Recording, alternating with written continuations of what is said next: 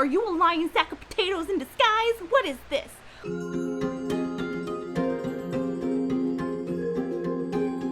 Hello and welcome back. Today I am bringing you guys a review of The Awakening Fire by Cassidy Faylene. The Awakening Fire follows three men, Gannon, Lamont, and Hyrio, I'm not sure on how to pronounce that properly, as all three of them fight to gain control over the throne of the city kingdom of Retta. Now, this is such a fast-paced book, but I don't want you guys to think that's a bad thing, okay? And I think the reason why it feels like such an extremely fast-paced book is because this is a plot-driven book. Now, that is not to say that you don't really get to know the characters or get enough time to be with the characters, but the plot really does shine, and every second of the book, there is an event going on, something is happening, the story is moving forward. We don't have a lot of downtime in this, there's no traveling, there's like a half a page of traveling, maybe at most, whenever it does appear. But this is strictly just the story moves and moves and moves and moves. And so it just flies by. Now, the overall plot of the story, I found it intriguing. I like stories that follow men fighting over control over something. And that's exactly what these three men are doing. And what's very interesting is how you find out how all three men are connected, which doesn't take long to find out at all, because you're dropped into the center of this world from the first page. There is zero hesitation. You're dropped in, and everything is fed to you as the story progresses. And so at times it does feel a little confusing and you might feel a little bit lost. There were times when I was reading it, I felt like I was reading the second book in a series because I felt like there was so much information missing. But as I kept progressing and kept going forward with the story, things started to be unfolded. And there are still many things that have not been fully explored yet or explained, so I'm looking forward to those in the second book. There is a little bit of magic. It makes its appearance, the little tiny bit of magic we get, and that's even if we can consider it magic, because there is this little storyline that involves experiments. But again, more of this stuff really hasn't been revealed yet, and so I'm really hoping book 2 dives a whole lot more into that. I do have a lot of questions, a lot of interest that still are bringing me back to this book. One of my absolute biggest favorite things about this book was when I finished it, I had no idea who I should have been rooting for. And I still don't. I'm leaning towards a particular character after I had a conversation with the author, because I was like, I need you to clarify something for me, please. And she was more than willing to clarify it. And I was like, oh, okay. So right now I can root for this guy. That was I had to find out, can I root for this one? Because you come out of this and you're just kind of like, who should have the throne? Because one character is he claims he doesn't want the power, but you can see he's starting to be eaten away by the power and it's starting to control him. And he's changed from that moment when you originally first met him to where he's at the end of the book. You're like, whoa, buddy, you're going a little crazy with power. What are we doing here? This is not what I expected from you. And one of the second character, it seems as if he is being thrown into a type of power that he actually doesn't want at all. And now he's struggling to gain any kind of power. He's constantly on the run. His life is just in never-ending danger. And he's just like, I don't want this, but I'm going to try and take it. But also nobody wants to listen to me. Okay, so I realized upon editing review time that I completely forgot to mention why the third person is vying for the throne. I jumped into content warnings about them, but they are vying for the throne because they feel like they are entitled to it, because it was his father or his grandfather, one of the two, I believe it was his grandfather, was the previous king and was usurped from the current one. And so he feels he is entitled to this throne and that it's his right to have it. And that is why he wants the throne. And then the third guy goes through the most traumatic thing that could possibly happen to a young man at his age. I will go ahead and give you guys a content warning that this does involve sexual assault and a pedophile, okay?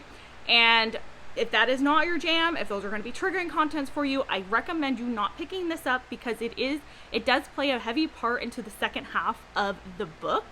So do steer clear if that's going to be a problem for you guys. But I have to say, the way Faylene like wraps up the storyline involving those content warnings, at first I was like, oh, I want this particular character to take care of said evil person, and it ended up being a different character. And when I sat back and thought about it, I was like, you know what, good for that one, good for that person. I'm okay with it. But again, like, once the story ended, like, because I don't know where the third character who has this traumatic experience, like, I don't know where he's gonna end up. And I'm just like, well, this poor baby, what are we doing? Like, I don't even know if I should be rooting for him, because I don't know, like, anything could possibly happen with that character. And I love that feeling. I love coming out of this and just not knowing who I should be rooting for. It gives me something to look forward to pick up the second book, which I am so like ecstatic to pick up. Like, I'm ready for the next one. There is a lot, because the story moves so fast, there is a lot of action, but in comparison to like character growth and such, I feel there was a level of balance that was achieved. And hopefully within the next book, maybe we'll get just a little bit more character focus and kind of maybe bring the plot down just a little bit so that it can move just a little bit slower, so that we can get a little bit of time to like really kind of let our characters kind of like soak and absorb some of their decisions, because there was a few decisions in this book where I was like but then it like quickly moved on to the next event, and I was like, wait, I didn't get to like really sit and fester with that decision, because that was a big thing. Like, you know, but it was still good. It was still entertaining. Now, I will say there is one female character in this, and that in itself is not really a bad thing. I know we're trying to move forward and include more women in our stories and have our women be strong characters, but I think for this particular character, Sheila, I think the way she was portrayed makes perfect sense. Her being a naive noble's daughter who rushes out, makes bad decisions, just thinks she's untouchable because she's a noble's daughter, and then finds out that's not actually the case, and screams and cries and begs for life and help and all this other stuff and throws tantrums. It fits her personality. It fits the general idea of who she's supposed to be reflecting. And so for me, it doesn't really bother me that she's not like this big, strong, standout female character, because sometimes there are some women out there who just, they prefer to be the damsel. And I think we need to like make sure that we recognize that when it comes to wanting a variety of female characters in our books, that they can be strong, they can be weak, they can be in the middle. And I don't think there's anything inherently wrong with that. I think we just as a society have like gotten used to women being portrayed one type of way, that like we're pushing for all women to be portrayed as strong. But I think, like I said, for Shayla's character, her upbringing, her place in society, it makes sense for her to not be this really big, strong-willed woman who just knows how to do and hold her ground, and instead cries because she's like, I screwed up. It just makes sense. The other big portion of this story that I really, really liked was how Faylene used the miscommunication, misunderstanding trope. Normally, this is a trope that I like genuinely hate, and I think it's because it's the way it's used in a lot of romance books. It drives me a little bit insane. But I feel like she really did an outstanding job using it in this, because she really showed the nature that humans have to make a snap choice decision without being privy to all the knowledge at hand. And it happens so many times in this book where a character like B will come upon character A and he sees something happening involving character A, and character B is like, oh, this wasn't what the plan. He betrayed me. He's a liar. I have to kill him now. And you're like, that's not what happened. Because then it goes like back to like person A, and person A is like, where's person B? They're supposed to be here. Did they not like figure out the plan? Like what is going on? Like, I didn't want these people yelling this. And it's so good how she does it, because it happens so many times throughout the book, to the point though to where you're just like, this is how humans are. Like, humans are so quick to make a snap choice and decision.